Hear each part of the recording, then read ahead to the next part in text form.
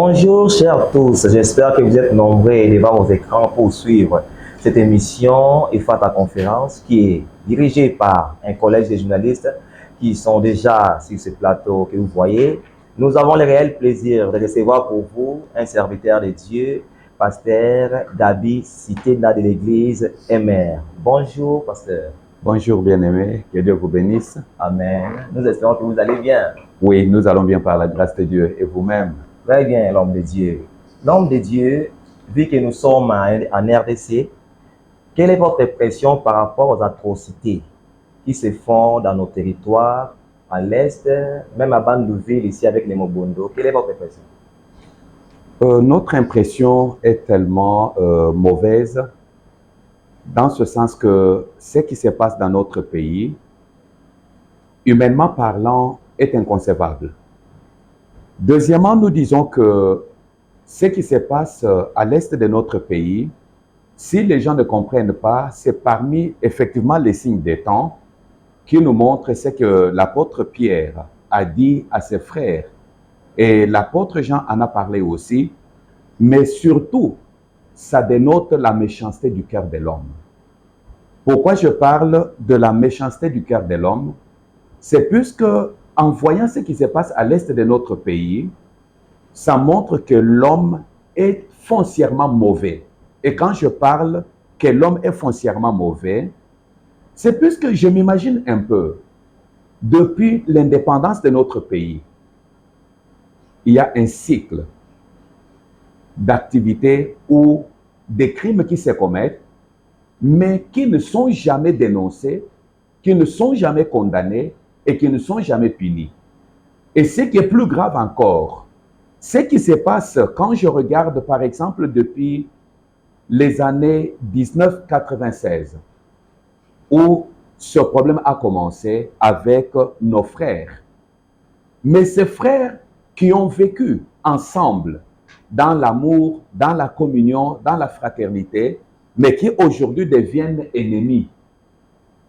Je parle de nos frères du Rwanda et de nos frères de l'Ouganda qui sont devenus aujourd'hui sujets de la haine de leurs frères congolais à cause de l'influence de la méchanceté du cœur de l'homme. Je ne peux pas m'imaginer, quand je regarde les atrocités, puisque s'il y a quelque chose que je ne supporte pas personnellement, c'est de voir quelqu'un souffrir injustement. Quand je vois des petits-enfants égorgés, je vois des parents égorgés, je vois même des bébés violés, mais la communauté, je ne peux pas même dire la communauté internationale, je dis la soi-disant communauté internationale, dans un silence complice. Et ce silence complice fait croire que ils se croient être des intérimaires de Dieu.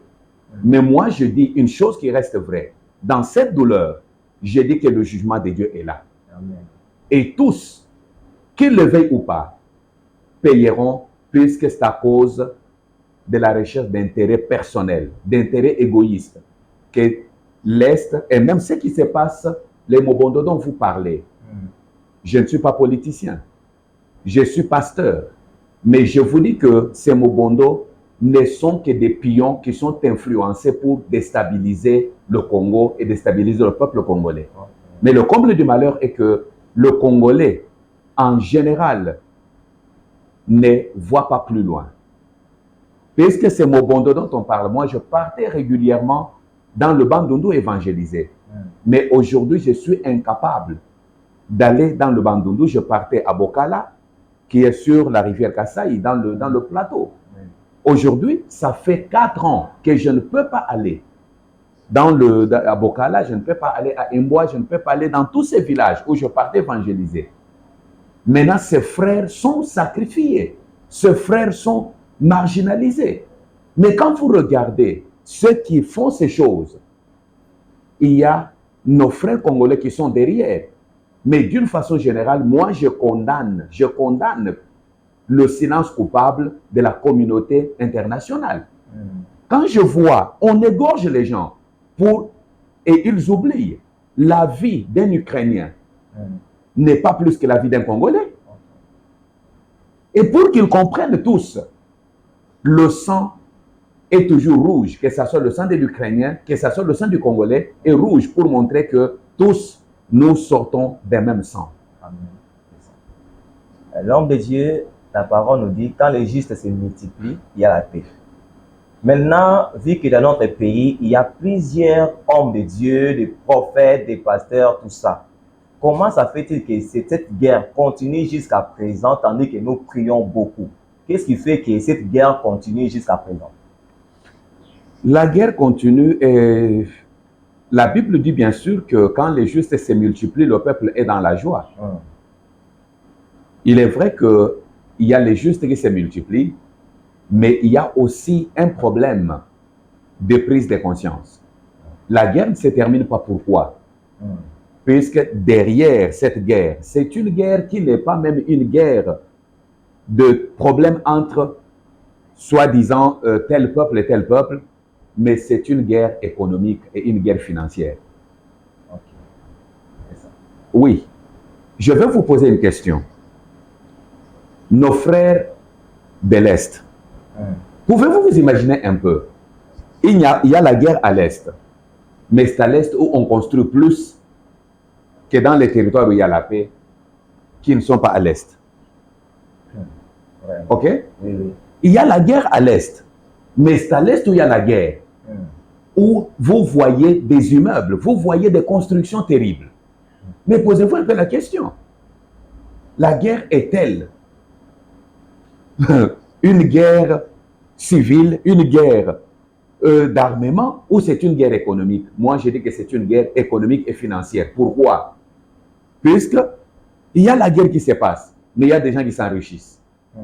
La guerre qui s'est faite, posons-nous la question. Je ne peux pas dire posez-vous. Nous devons nous poser tous la question en tant que Congolais et en tant que chrétiens.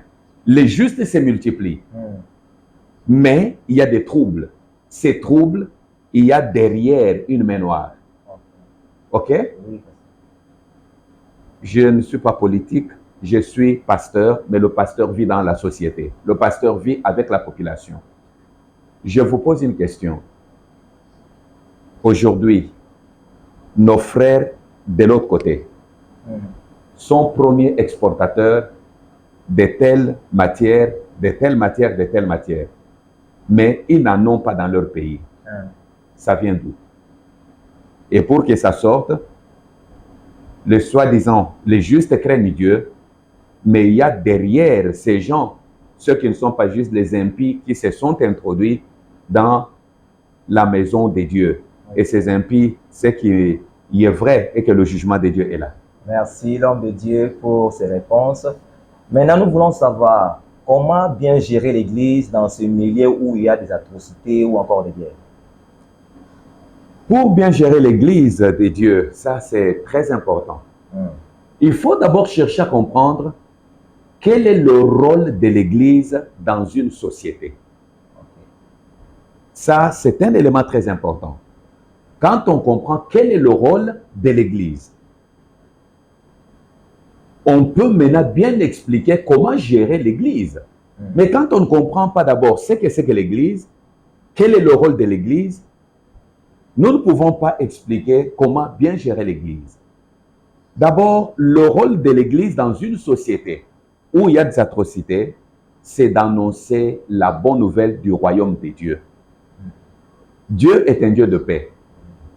Si, dans une situation comme celle-ci, que ce soit nos frères du Rwanda, que ce soit nos frères du Congo, peuvent comprendre que le rôle de l'Église est de pouvoir transformer le cœur de l'homme. Quand le cœur de l'homme est transformé, il n'y aura pas de guerre. Puisque la guerre ressort généralement des frustrations. Ok? La guerre vient de frustration du cœur de l'homme. Or, quand l'Église annonce le message de la restauration du cœur de l'homme, le cœur de l'homme apprendra à vivre dans le contentement. Le cœur de l'homme apprendra à accepter le prochain.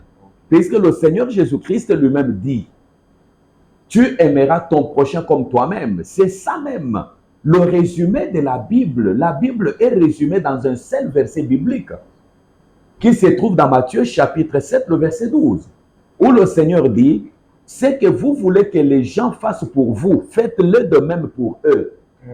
Si moi je veux que les gens soient en paix, je dois aussi donner la paix à ces gens-là. Les guerres sont produits de frustration. Or, le rôle de l'Église dans le monde, le rôle de l'Église dans la société est d'instruire le peuple de Dieu, d'instruire les membres de la société ou de la communauté à être transformés, c'est-à-dire avoir un cœur renouvelé, un cœur né de nouveau. Quand le cœur de l'homme est né de nouveau, vous verrez que l'homme comprendra que le résumé de toute la Bible, ce n'est pas d'aller tous les jours à l'église, ce n'est pas de jeûner ou de faire de l'ascétisme, c'est-à-dire faire souffrir le corps pour que Dieu puisse agir, mais de comprendre que toute la Bible est résumée en un seul verset biblique, qui est celui de Matthieu chapitre 7, le verset 12, qui dit ceci, « Ce que vous voulez que les hommes fassent pour vous, faites-le de même pour eux, car c'est ça la loi et les prophètes. » Si nous comprenons cela, nous avons compris toute la Bible et en ce moment-là, nous serons agréables à Dieu. Merci beaucoup, Pasteur Gabi. Nous allons beaucoup dans l'émission concernant l'organisation et gérance de l'église. Est-ce que les permis dans l'église de ceux qui va soumettre le pango, le pango est un combo ya pasteur, tout le monde est un combo ya église. C'est tout le monde dans l'église de Oui, bien aimé Nakolo Baboye. D'abord, nous devons comprendre que l'église n'est pas l'église d'un homme. L'église, c'est l'église du Seigneur. Si c'est l'église du Seigneur, puisque le Seigneur Jésus-Christ dit dans Matthieu chapitre 16, à partir du verset 13 jusqu'au verset 19, le Seigneur dit, « Je bâtirai mon église. » L'église, ce n'est pas l'église du pasteur. L'église, ce n'est pas une association. C'est vrai que l'État peut dire que ce sont des associations sans but lucratif, mais l'église n'est pas une association. L'église, c'est plutôt une communauté. Oyo ayena yaye, oyo ayena yaye, oyo ayena yaye, on met ensemble. On met les biens en commun. Quand on les met en commun, quelle est la préoccupation de l'église? C'est l'avancement du royaume de Dieu. Maintenant, la parcelle qu'on achète, les biens qu'on achète ne sont pas les biens du pasteur. Ce sont les biens de l'église, c'est-à-dire le bien de la communauté pour faire avancer le royaume de Dieu. Si vous voyez que le pasteur arrive à mettre la parcelle de l'église en son nom, le véhicule de l'église en son nom, les instruments de l'église en son nom, excusez-moi de dire que soit c'est quelqu'un qui n'a pas encore compris quel est son travail, ou alors c'est tout simplement un mercenaire.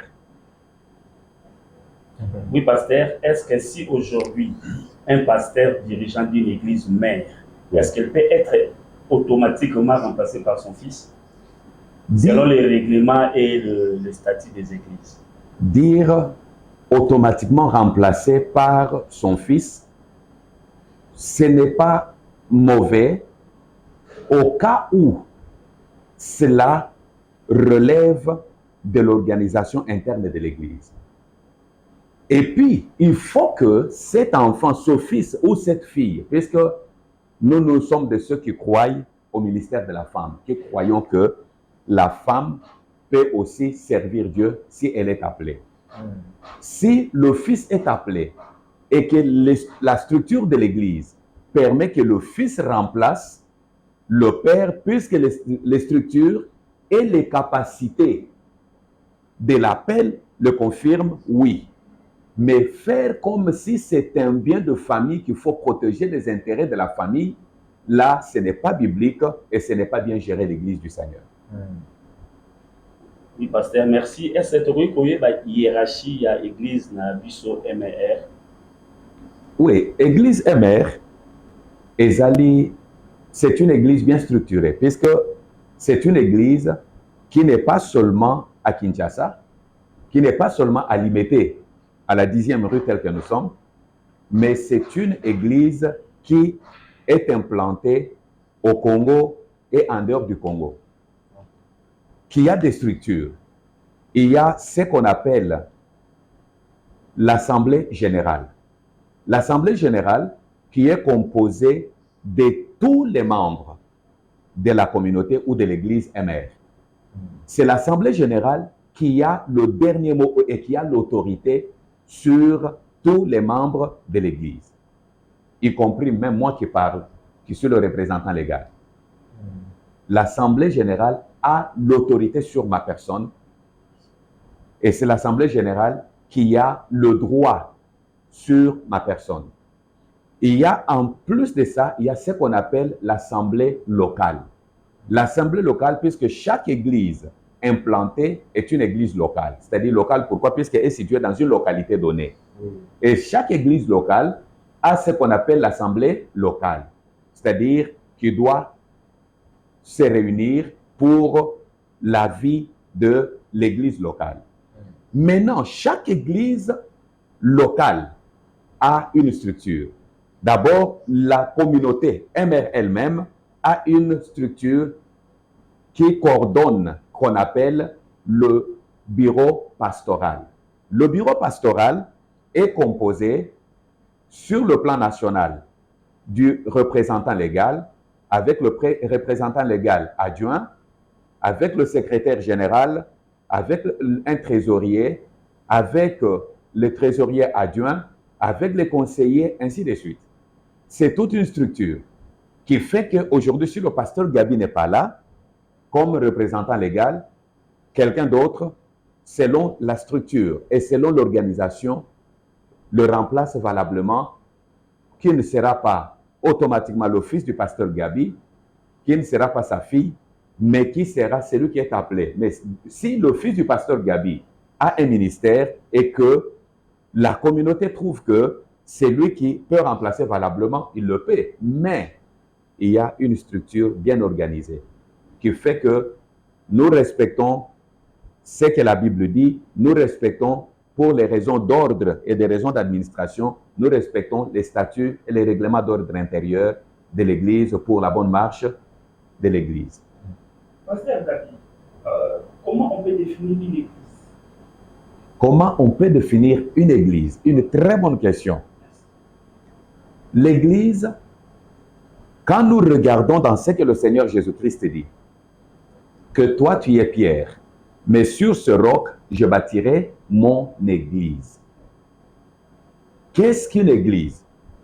De par l'étymologie du mot Église, le mot Église peut tout simplement être appelé une assemblée des citoyens appelés hors du monde.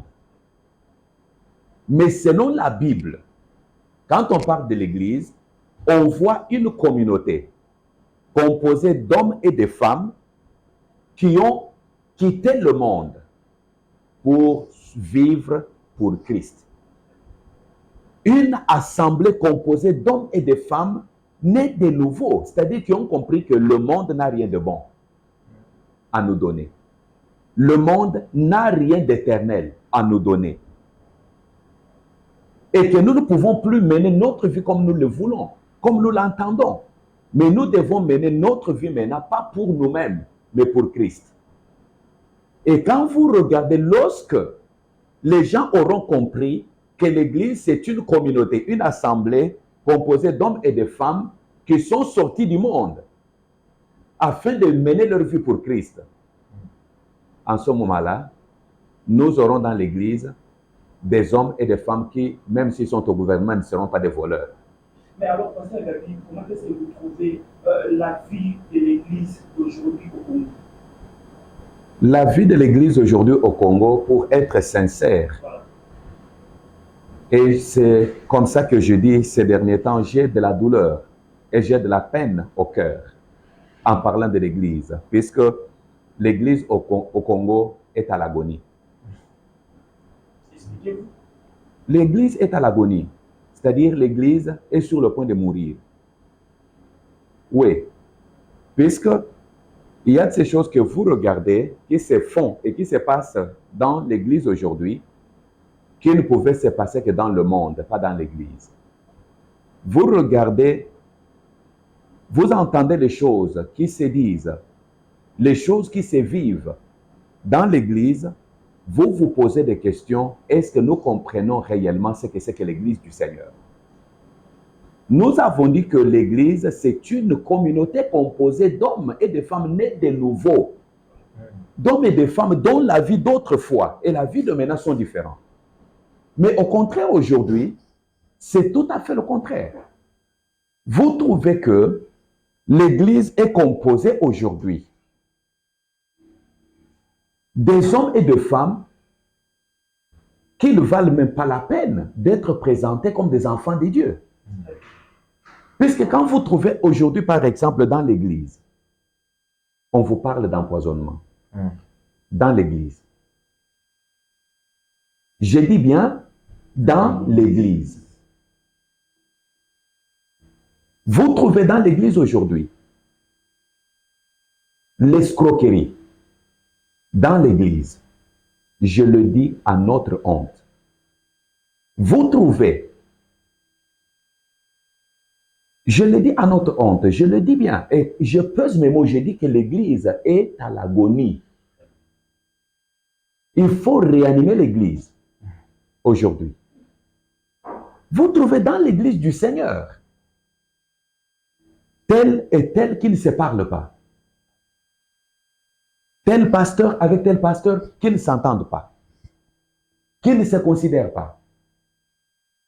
C'est comme si on faisait le travail, c'est-à-dire nous sommes dans une armée où les soldats doivent s'entretirer eux-mêmes. Ils sont sur la ligne de front.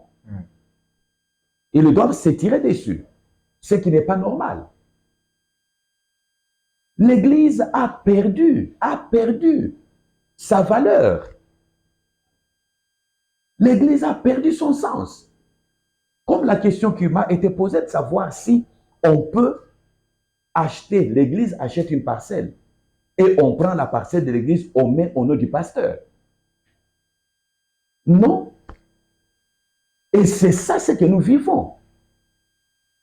Je dis bien, et je pèse mes mots que je le dis à notre honte. Mais le comble du malheur est que, et ceux qui sont dans le bon, et ceux qui sont dans des aventures, tous sont dans le même sac. Est-ce qu'il y a prédication ou il y a enseignement? Au fait, enseignement nde ezali moteur ya vie à l'église. Puisque ce kotali na Matthieu chapitre 28, verset 19 au verset 20. Jésus-Christ a dit que allez, faites de toutes les nations les disciples. Les enseignants. OK? D'abord, après qu'on baptise Bango, enseignez-leur à observer tout ce qui est prescrit. C'est-à-dire, il faut enseigner aux gens. Le problème de l'église aujourd'hui, l'église n'est pas enseignée. L'église est plus dans le spectacle. L'église est plus dans le chantage. Or, il faut l'église et enseigner battre. Bayeba, c'est que Dieu a prescrit. Quand les gens sont enseignés, vous verrez qu'ils seront différents. Et c'est pour cette raison que nous avons besoin aujourd'hui que l'église soit restaurée. Nous avons besoin de la restauration de l'église, que l'église revienne aux enseignements des apôtres, que l'église revienne au fondement des prophètes, que de faire maintenant juste une église où on vient pour chanter, pour crier, mais les gens ne sont pas enseignés. Il faut que l'église soit enseignée puisque c'est l'enseignement qui est le fondement même d'une église spirituelle et d'une église du Seigneur. Merci beaucoup, Pasteur Gabi, pour ces réponses. Et nous facteur ni pour indiquer que l'église est bien gérée. Facteur nini est quoi pour indiquer que l'église est bien gérée. L'église pour la gestion n'ango malam. Église est en allo la terre. L'église est encore sur la terre. L'église étant sur la terre et dans une société, il faut que l'église soit en mesure de transformer la société. Mais pour que l'église soit en mesure de transformer la société, il y a d'abord des facteurs spirituels. Parmi les facteurs spirituels, il y a la parole de Dieu, il y a la prière, qui vont créer la crainte de Dieu dans les gens. Il y a la communion fraternelle et il y a la marche selon l'esprit. Ok. Ce sont les 4 facteurs. Merci beaucoup pour ces réponses, l'homme de Dieu. Maintenant, comme la parole nous dit que Dieu a dit que sur toi, Pierre, je bâtirai mon église. Qui est censé de bien diriger l'église? Dieu ou l'homme? Oui, l'église, au fait, Dieu ne dirige pas l'église. Dieu conduit l'église. Dieu est le maître de l'église. Mais celui qui dirige l'église, c'est l'homme. Mais cet homme qui dirige l'église doit être un homme spirituel, c'est-à-dire un homme que Dieu a appelé. Un homme qui a d'abord reçu l'appel de Dieu, un homme qui a l'esprit de Dieu, c'est-à-dire qui est conduit par le Saint-Esprit de Dieu, puisque c'est l'esprit de Dieu qui doit conduire l'église.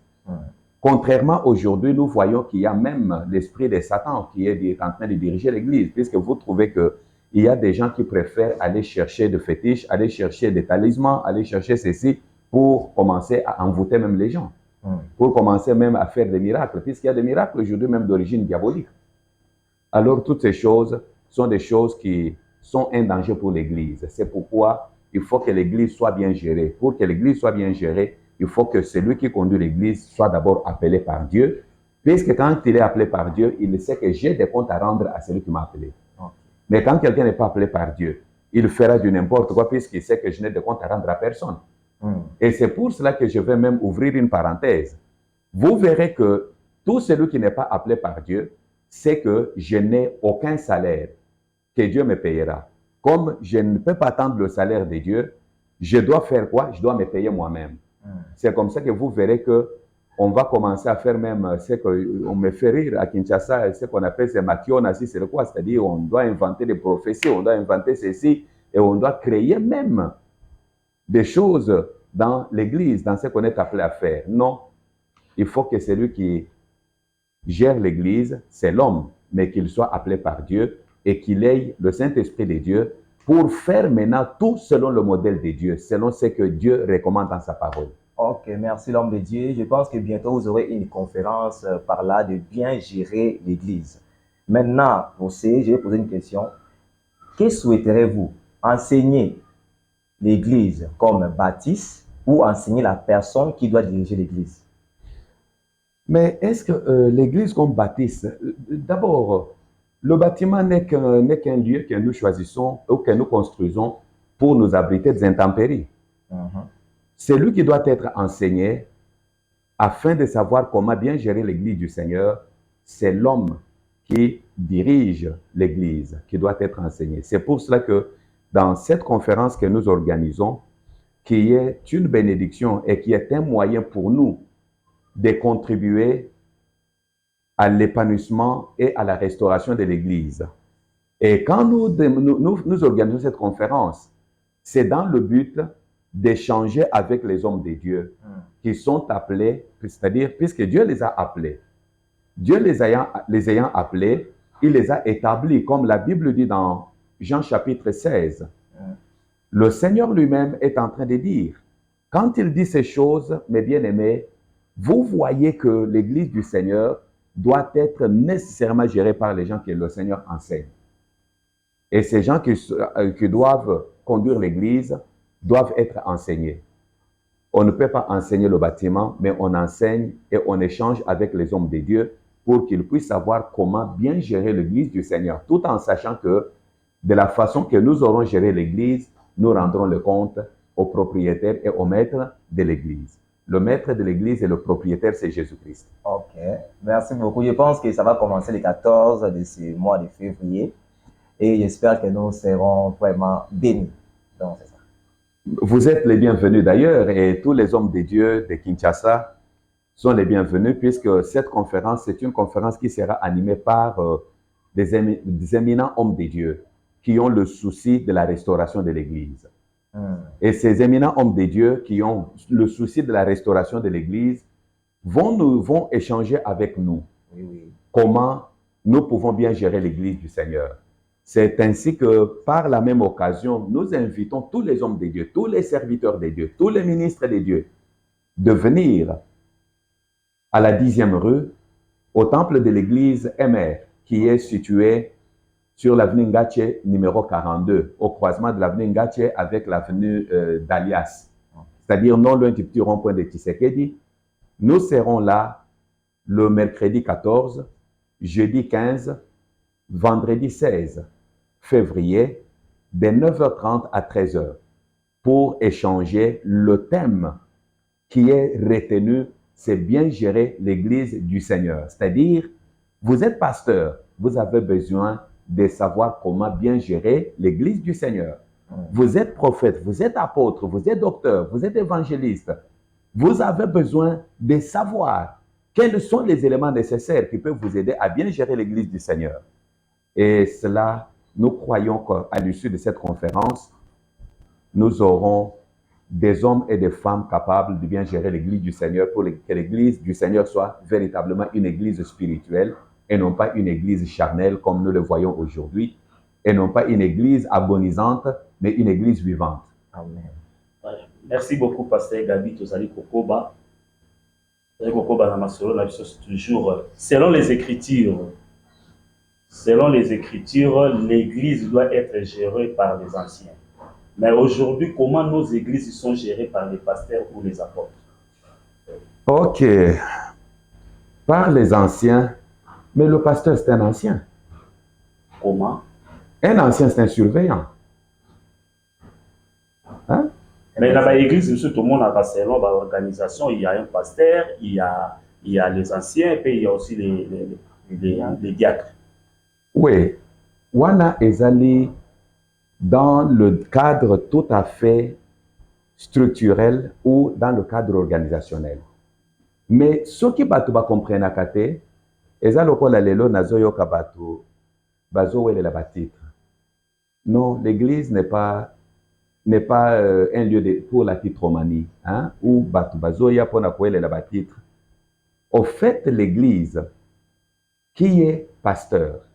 Le pasteur, c'est tout simplement un des anciens qui a reçu mandat de pouvoir encadrer les autres comme berger. C'est-à-dire, il a la tâche de veiller, de paître et de conduire le troupeau du Seigneur. Puisque le pasteur, c'est un berger, mais a priori, c'est un ancien. Un ancien, c'est un surveillant, c'est quelqu'un qui veille comment ces brebis se conduisent, comment ces brebis se comportent, qu'est-ce que ces brebis ont besoin, qu'est-ce que je peux faire pour répondre aux besoins de ces brebis. C'est ça le travail d'un pasteur. Et il y a le pasteur, c'est un ministre. OK?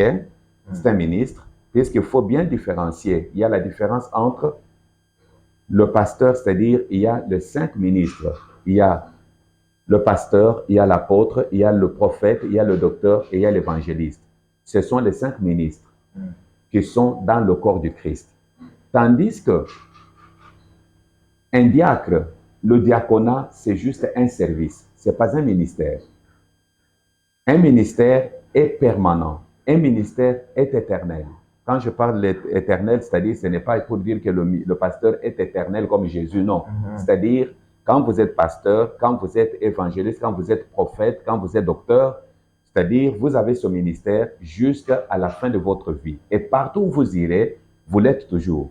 Tandis qu'un ancien, au sens des surveillants simples, c'est juste au niveau local. Quand il est, par exemple, dans la communauté MR, il est considéré ancien. Mais quand il quitte MR pour aller, par exemple, dans une autre église, il n'a pas le même titre d'ancien. Tandis que le pasteur peut être ici à MR, peut aller dans une autre église, peut aller partout ailleurs. Il va exercer en tant que pasteur, en tant que berger. Or, le diaconat, c'est juste un service. Je peux donner un exemple simple. Nous voyons qu'au sein de notre église, nous avons les gens qui ont fui le plateau de Batéké. qui ont fui les mots, les Mobondo, qui sont venus du plateau de Batéké, qui sont arrivés à Kinshasa. Et comme ils sont avec nous ici à Mombele, l'Église organise maintenant un service de diaconat, c'est-à-dire qui va s'occuper des cas sociaux, les cas des déplacés. Et il va récolter l'argent, il va récolter les biens que l'Église lui remet pour aller assister nos bien-aimés. Et quand il y a la paix maintenant dans le plateau, et que tous ses frères et toutes ses soeurs, toutes ses familles sont rentrés dans le plateau, on n'a plus besoin de lui, on n'a plus besoin de ses services. OK? Puisque c'est un service temporaire. Quand ces gens rentrent dans le plateau, comme ce n'est pas un titre, nous ne les garderons pas pour dire que non, il reste diacre, mais il va s'occuper de quoi? Puisque le service pour lequel on avait besoin de lui n'est plus. OK? C'est un peu ça. C'est-à-dire, le pasteur, c'est un ancien, tout simplement. Malgré que les gens croient qu'il est supérieur aux autres. Merci beaucoup, pasteur. Otenga qui est le mot très important concernant le titre et le pasteur. Nous avons le pasteur et le échelon. À l'église, pasteur. Au moins, tout le monde a commis révérend pasteur, archibishop ou archevêque. Vous allez expliquer, parce que c'est ma commis et le bibongo. Au fait, si quelqu'un veut monter des grades, moi je retiens ce que l'apôtre Paul dit à Timothée. Il dit à Timothée que l'ancien qui dirige bien mérite un double honneur. Le temps que nous sommes, ce n'est pas le temps comme nous voyons aujourd'hui. Il y a beaucoup, ça fait mal de voir quelqu'un qui n'a même pas encore commencé le ministère, il vous dit « je suis apôtre ». Mais tu es apôtre en fonction de quoi et par rapport à quoi? Vous trouvez quelqu'un qui aujourd'hui est pasteur. Demain, il vous dit « je deviens apôtre ». Il croit que l'apôtre est supérieur au pasteur, l'apôtre est supérieur à ceci. Non. Il n'y a pas un chef ou il n'y a pas un plus grand parmi ces ministres. Tous ces ministres, il y a ce qu'on appelle l'égalité des services. C'est-à-dire l'apôtre, le pasteur, le docteur, le prophète, l'évangéliste sont tous ministres au même titre. C'est pourquoi nous n'avons même pas besoin. Le temps que nous sommes, mon cher frère journaliste, ce n'est pas le temps de chercher des titres, de chercher que les gens nous voient. Oh non, comme celui-là est bishop, moi, pour que je sois au-dessus de lui, je deviens archibishop. Comme il y a tel est archibishop, pour que je sois au-dessus de lui, je deviens quintishop. Hein? Je deviens trishop, je deviens quadrishop. Mais tout cela, pour quelle raison? Ce qui est plus important, mes bien-aimés, c'est de faire le travail comme le Seigneur veut que nous puissions le faire, c'est-à-dire gérer l'Église du Seigneur selon les normes du Seigneur. En un terme tout à fait simple, bien gérer l'Église du Seigneur. Pasteur Gabi, alors comment faire asseoir les enfants de Dieu dans une église? Parce que les lots vont dire comme on a les réseaux sociaux par-ci, par-là. Donc comment faire asseoir les enfants de Dieu dans une église? Pour faire asseoir les enfants de Dieu dans l'église, il faut les enseigner. C'est la réponse simple et courte. Il faut les enseigner. Les enseigner quoi? Les enseigner tout ce que le Seigneur a prescrit. Sans inventer des choses, sans diluer les choses, il faut enseigner les enfants de Dieu. Après avoir enseigné les enfants de Dieu, il faut prier pour les enfants de Dieu, puisque l'esprit de l'égarement aussi est à l'œuvre. Oui. Est-ce qu'il y a une différence entre enseignement et prédication? Oui, il y a une très grande différence, je m'excuse. Il y a une très grande différence. Une prédication, c'est juste l'annonce de la bonne nouvelle. C'est juste la proclamation de la bonne nouvelle, la proclamation du message de l'évangile. C'est ça la prédication. Tandis que l'enseignement, c'est faire ou transmettre toutes les vérités cachées au sujet d'un point donné de la parole de Dieu. Oui. Les gens ont besoin, le Seigneur lui-même le dit, le Seigneur ne dit pas allez tout simplement faire des petites prédications. Non, la prédication, nous partons, nous la faisons pour amener les âmes à Christ. La prédication, nous la faisons pour exhorter les gens, encourager les gens à se maintenir dans la foi. Mais l'enseignement maintenant, nous donnons l'enseignement pour faire asseoir les gens, pour que les gens comprennent toutes les vérités de la parole de Dieu, toutes les vérités de la vie chrétienne. Et c'est ce que l'apôtre Paul dit, par exemple, quand vous regardez dans Actes chapitre 20, l'apôtre Paul dit aux chrétiens d'Éphèse, il dit, « Je vous ai enseigné toutes les vérités de Dieu sans rien cacher. » Paul enseignait, c'est-à-dire, il donnait toutes les vérités de la parole de Dieu. Et c'est ce que nous devons faire. Si nous voulons que les gens changent, ne nous limitons pas tout simplement à des petites prédications, mais quand ces gens viennent à l'église, faisons-les asseoir pour les enseigner, c'est-à-dire les former, dans le but de faire d'eux des disciples accomplis, puisque le Seigneur lui-même dit, et j'aime bien cette déclaration du Seigneur de Luc chapitre 6, le verset 40, qui est traduit en français. On dit par exemple dans Louis II, on dit, le disciple n'est pas plus grand que son maître, mais tout disciple accompli sera comme son maître. Mais dans la version anglaise et dans la version parole de vie, on dit, tout disciple bien formé sera comme son maître.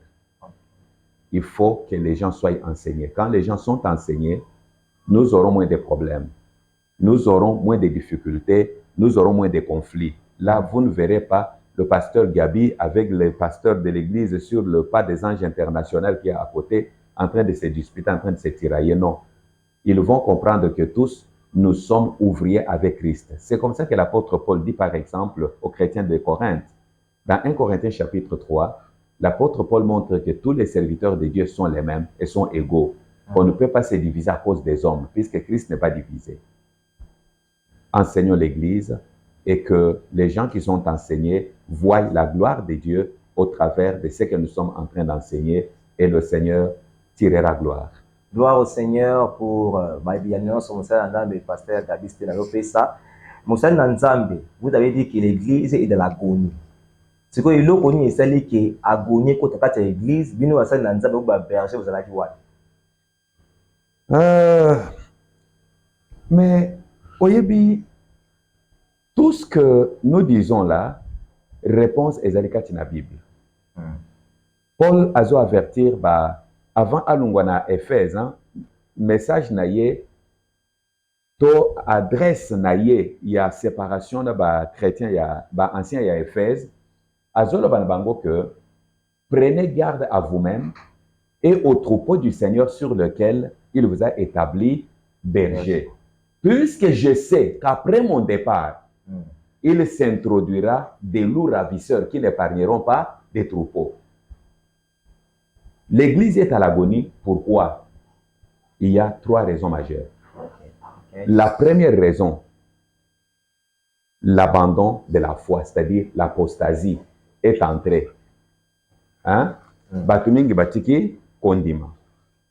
Deuxième raison, il s'agit que l'Église soit à l'agonie, il s'agit que on a laissé beaucoup d'infiltrés dans l'Église. La fois dernière, je vous ai posé la question, je vous ai répondu plutôt, la question Botunaki, mais il y a des prophètes, il y a ceci, je vous ai dit qu'il y avait des gens qui regardaient les mains des autres. Ces gens qui regardaient les mains des autres, c'est-à-dire qui prédisaient l'avenir, qui disaient de bonnes aventures, ces gens ne sont pas morts.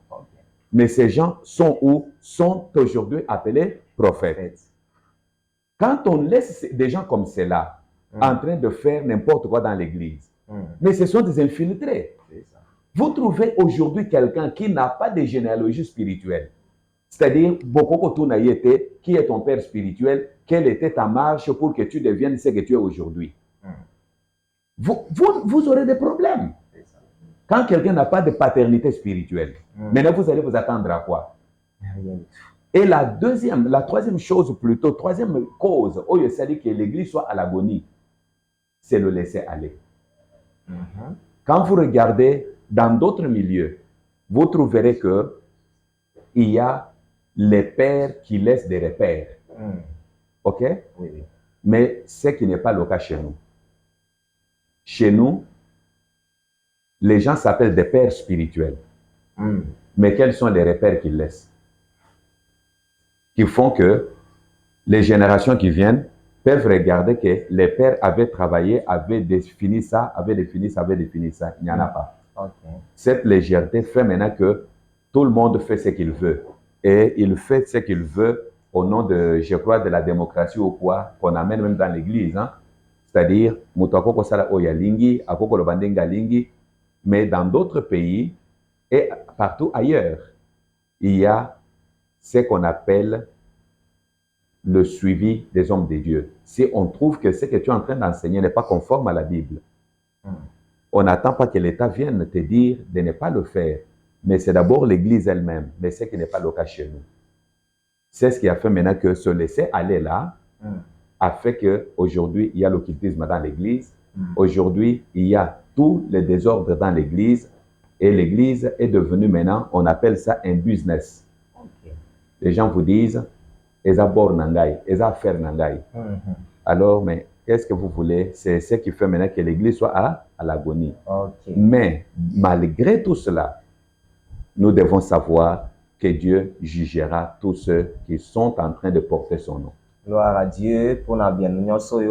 Concernant maintenant la conférence qui aura lieu le 14 février, 15-16, maintenant, l'enseignement qui sera enseigné au peuple de Dieu ou encore à l'Église, ça sera basé sur quel aspect?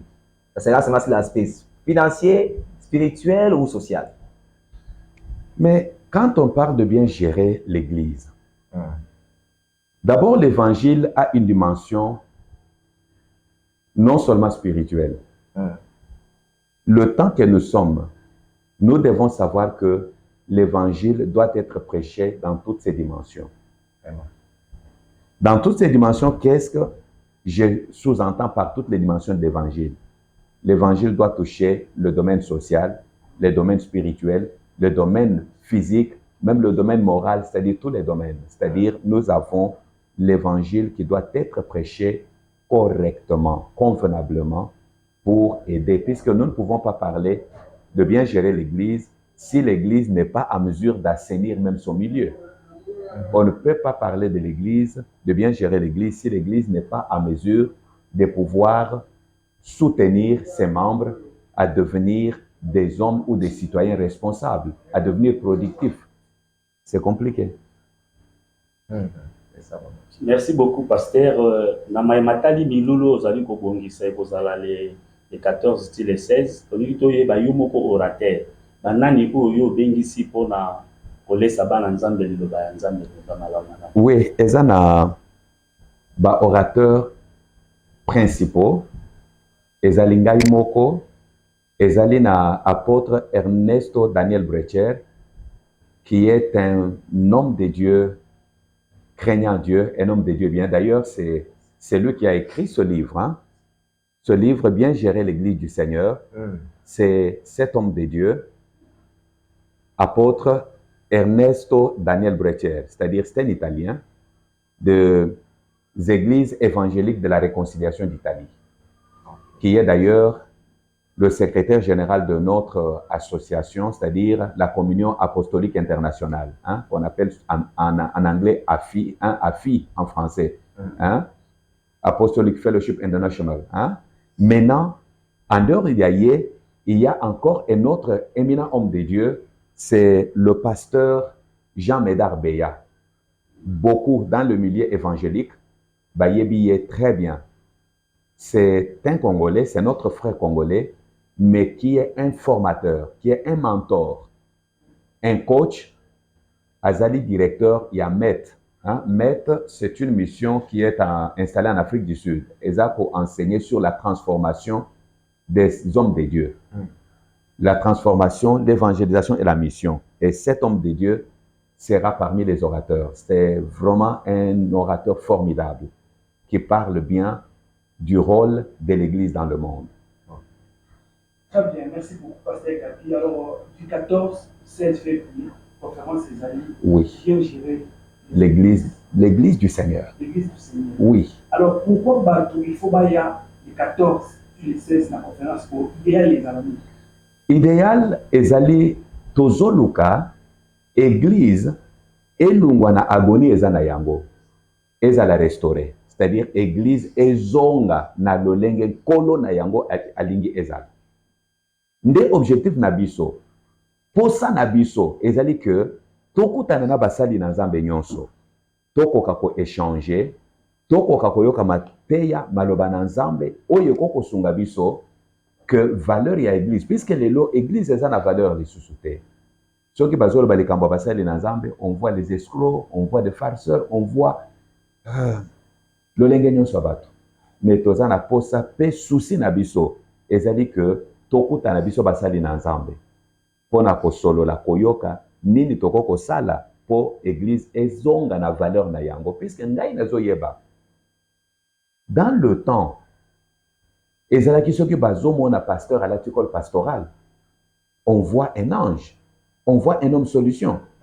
Mais ce qui n'est pas le cas aujourd'hui. Ceux qui bamoni à l'article pastoral, babande koloba, regardez-moi ces escrocs-là, regardez-moi ces farceurs-là. Mais tolingi, image ya église, image ya basali na Nzambe, et koka kozonga nenge sengeli, et tant que kozonga nenge sengeli, et kosala que même notre nation et kozonga na place na yango. Même nyonso eza kolekana na est wana. Soki église ezo sala musala na yango. Dans notre pays, nos frères congolais qui sont traîtres, qui acceptent par exemple de se faire corrompre pour aller tuer leurs frères, puisque bazo égorger batouana. Dans la plupart des cas, ce sont nos frères. Et ces frères, s'ils écoutent la parole de Dieu et que la parole de Dieu les touche et les transforme, ils auront horaire ya kokende koboma lisusu. Bakotika. Même bakuluna. Soki to gérer église malamu, bakuluna bamoni que ils ne sont pas les hors la loi ou les rejetés de la société. Bakuluna bakondimela Yesu. J'ai été vraiment touché et flatté. Na oyo na monaki.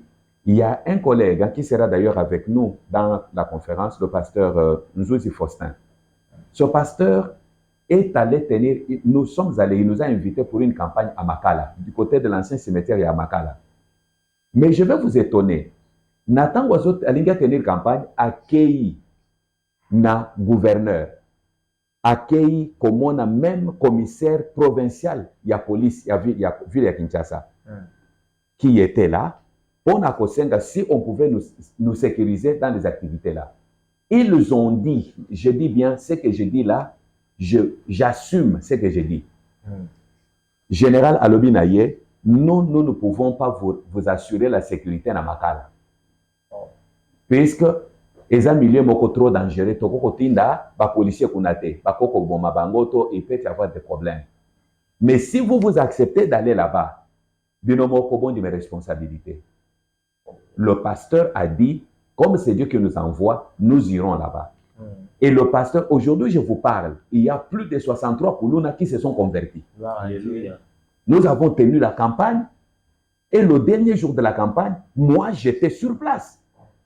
Nous avons prié et ce qui est plus grave, c'est Koulouna pendant les 4 jours de la campagne ont assuré la sécurité na biso, la sécurité ya biloko na Makala, côté ya cimetière ya Kala ya Makala wana. Pendant 4 jours, ata trouble te, ata côté, même le général Yabakulu, puisque bazana ba association général Nabango est venu à donner sa vie au Seigneur. C'est pour vous dire que si l'église est bien gérée, même notre société peut changer. Ok. Merci l'homme de Dieu pour la biano au PC. Merci par rapport à la conférence, vous avez bien géré l'église. Et ça, mon tout ami qui va se lancer bébé baya. Koye ba se lancer mboka na biso mingi ba ka ba orgueillé, musu ba raté qui est pasteur, musu teyaye, musu salaboué. Quelles sont les stratégies au nous arrêter pour ko bengi se ba se na Nzambe ou azokamba ba pate ya Nzambe o lo mingi ba la ko. Oui, merci beaucoup, monsieur le journaliste. Au lobby que, et donc, ils ont bon biso mingi, au lobby que zana ba musu baza orgueilleux, ba koko biso toza na posa ko yebanate. Toza pena posa ya kotali c'était que toyebi te. Posa na biso ezali que moko na biso en tant que basali na Nzambe to comprendre que eloko tozoluka toza na mbongo ya kokabela bato te, toza na mbongo pe ya kosala ba publicité ya makasi te, puisque toza na mbongo wana te, mais du moins tozali na liloba oyo tolingi bandeko bakoka koya tokabola biso nyonso tomona nini tokokosala mpona kobikisa église na Nzambe. Koluka ba titre, koluka ba nini, toyebi système ezalaka, eza na ba oyo baza déjà minene selon bango. Bakolinga koya te, baza minene selon bango. Mais toza na posa ya basali na Nzambe nyonso, ezala ya minene, ezala oyo baza ko considérer biso nyonso ke toza mike, biso nyonso tokutana po tokoka kobondela, tokoka ko partager maloba na Nzambe pona restauration ya église na nkolo, église elongwa na agonie pe église ekoka ko transformer société na biso. Gloire à Dieu, l'homme de Dieu. Est-ce que vous pouvez dire votre dernier mot par rapport à notre émission IFATA conférence? Merci beaucoup. Le dernier mot est tout simplement de dire que Dieu vous bénisse d'abord. Amen. Que Dieu bénisse le peuple congolais, que Dieu bénisse tous les hommes de Dieu du Congo et que Dieu fasse encore de grandes choses pour tout un chacun de nous. Et par la même occasion, nous invitons tous les hommes de Dieu, chers pasteurs, chers évangélistes, chers docteurs, chers prophètes, chers apôtres, avec tout le respect que nous avons pour vous, avec toute la considération que nous avons pour vous, nous vous souhaitons la bienvenue à notre conférence sur la restauration de l'Église qui aura pour thème « Bien gérer l'Église du Seigneur ». Cette conférence aura lieu du mercredi 14 au vendredi 16 février 2024 au temple de l'église MR, qui est situé à la 10e rue Limete, avenue Ngache numéro 42. C'est-à-dire au croisement de l'avenue Ngache avec l'avenue d'Alias, c'est-à-dire non loin de l'hôtel Kamoul Inter. Vous êtes le bienvenu et que Dieu vous bénisse et que Dieu vous fasse du bien au nom de Jésus-Christ.